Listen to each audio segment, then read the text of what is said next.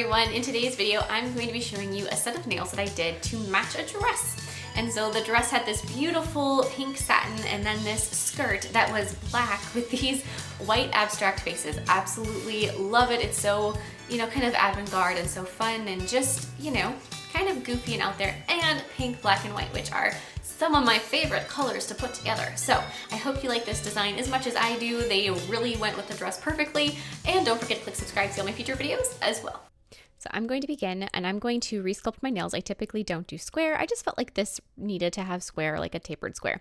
So I'm going to use a nail form and I'm going to start with a bead of clear acrylic to sculpt out the extension part of my nail. So anything beyond the tip. After I have that, I'm going to apply a very thin layer of clear acrylic over the full nail just to act as base coat. My nail's already been prepped. There's primer, dehydrator, all that good stuff on there. That's just a good adhesion layer to have that clear acrylic. I'm going to remove the nail form and then I'm going to use a cover pink to sculpt my nail bed area. I'm going to tuck it in from side to side, not really worrying about the shape of the smile line yet, just playing catch with the acrylic. Once it starts to hold its shape, pat it so that it tapers nicely towards the cuticle and then press it out and then tuck it back up so that you can start really finding that smile line. You want a nice big bulky area right at the tip of the nail or right at the tip of the smile line or the nail bed area so that you have a big ledge, a big cliff, so that your smile line is really crisp and clean. It's just going to help the whole process. After I have the first part of that sculpted, there's still going to be a pretty nice gap at the cuticle area. I'm going to fill that in with my cover pink, smooth it out, make sure that there's a nice transition from, the whole area. You want this nail bed to look smooth and natural. Then I'm going to actually use a carving bit that I mentioned before that I don't use very often on people because it kind of scares me while I'm doing it on myself. And then if I cut anybody, it's just me. I'm going to first use that to really carve in my smile line, and then I used a hand file to finish. Now I'm going to take some black acrylic. I'm going to apply a very thin layer of black acrylic across the entire clear edge of the tip. So I'm going to just fill in all of that space that I have left on the nail with the black, very thin coat.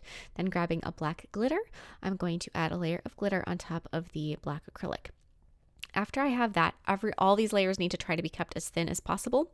Unfortunately, this black glitter does not play very well on camera. It does a lot better job doing just in person. Seems to be the case with some glitters. It's a lot more like holographic and sparkly in person. And I'm going to encapsulate this nail with some clear acrylic to protect that glitter and add some strength to the whole nail. On the pinky, I already have the nail sculpted. I'm going to use a little bit of clear acrylic as a base like I did on the pointer finger. And then using black acrylic, I'm going to add a very thin area of black just like I did before. So this black is really just to kind of black out the area so that you don't see through the glitter. I don't want my nail to have, natural coloring with little glitter specks. I want it to be pretty well covered, except for at the tip. I don't mind if there's some clear showing through the glitter, but especially where you'd see my natural nail bed through, I just want to cover that up. Dipping a bead of clear acrylic into that black glitter again, I'm going to add glitter over this whole nail, just like I did for the French tip. I want to keep this as thin as possible, so trying to really just pat it out nice and flat. I don't want to have a huge bulky nail. That's my least favorite thing. We want these to be really elegant, really nice arch. I want a beautiful apex in there. I just don't want them to look bulky and heavy.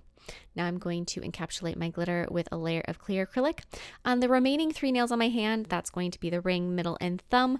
I just have a clear acrylic overlay applied on those fingers. I'm going to paint them with gel polish so they don't need to have any color acrylic underneath, just as a FYI for what's happening with those.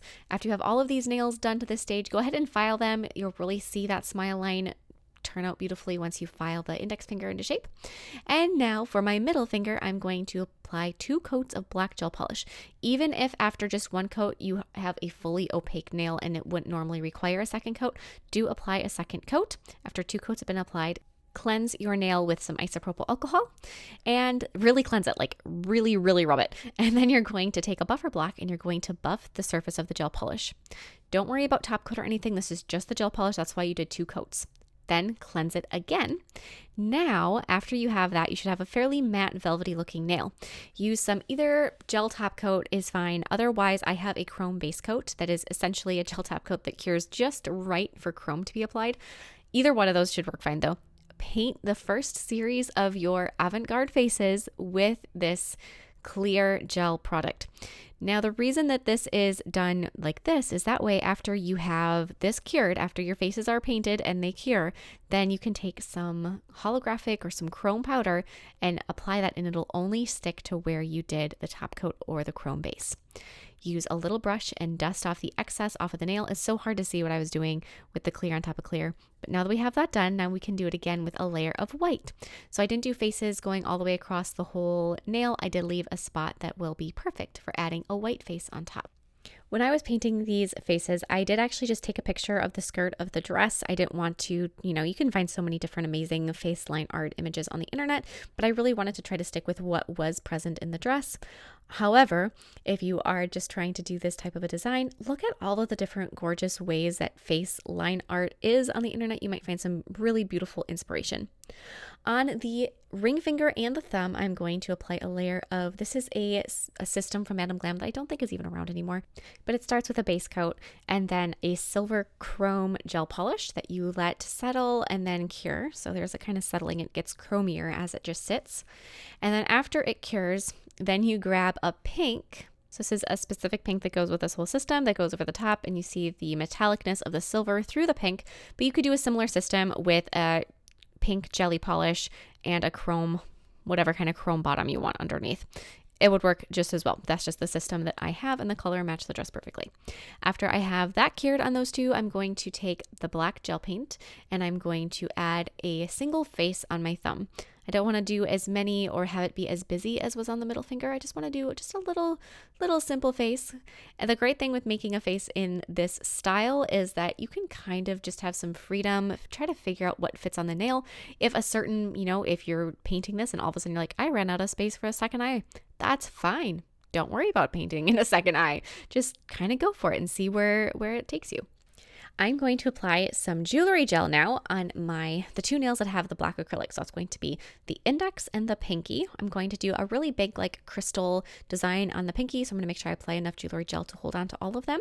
Then a layer of gel sealer or gel top coat over the top of the jewelry gel. But while I'm at it, I'm just going to go ahead and top coat all of my nails at this point. So after I have the jewelry gel applied to the two, I'm going to just top coat all. Going down the line, all of these are going to be shiny, so I don't have to worry about which one is getting which kind of top coat.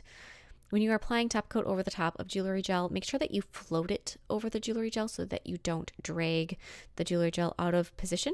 And now I'm going to grab the crystals that I'm going to use. I have a beautiful hot pink one that again goes with the whole thing. And then I'm going to use some silver little caviar beads to add kind of a pronged look around the crystals. That's just one of my favorite things to do. On the pointer finger, I'm going to do a much simpler design. Just overall, I'm just going to have the one pink and the one black to try to keep it a little less, obnoxious is the word that comes to mind, but that's not really the idea. Just a little bit simpler. But then on the pinky, I'm going to go kind of all out. So I've got the same really bright pink one, but then I'm also going to incorporate more of the silver metallic crystals and some Aurora Borealis crystals. I'm not going to use the black ones on the pinky because the whole nail's black and they would pretty much just disappear. I'm going to mainly stick with the brighter ones, but really make sure I make that pink one kind of the little star, the little focal point. Same thing, just like before, I'm going to add my caviar beads, filling in basically any of the little gaps between each of the crystals. I'm going to fill it in and add a caviar bead. As you are doing this, caviar beads are kind of a pain in the butt. I've seen a few different people where they will mix some caviar beads with some top coat and then use a paintbrush to pick them up and set them down. I personally have never tried that technique, but if you do try it and it goes easier than my method, please let me know. I would love to know if that is the secret way. Otherwise, I hope you guys love this design. I absolutely loved it. It just felt so appropriate with that particular dress. It just seemed like it was the thing. If you have any questions on any of the techniques that I shared in this video, don't hesitate to ask, and I will see you all next time. Bye!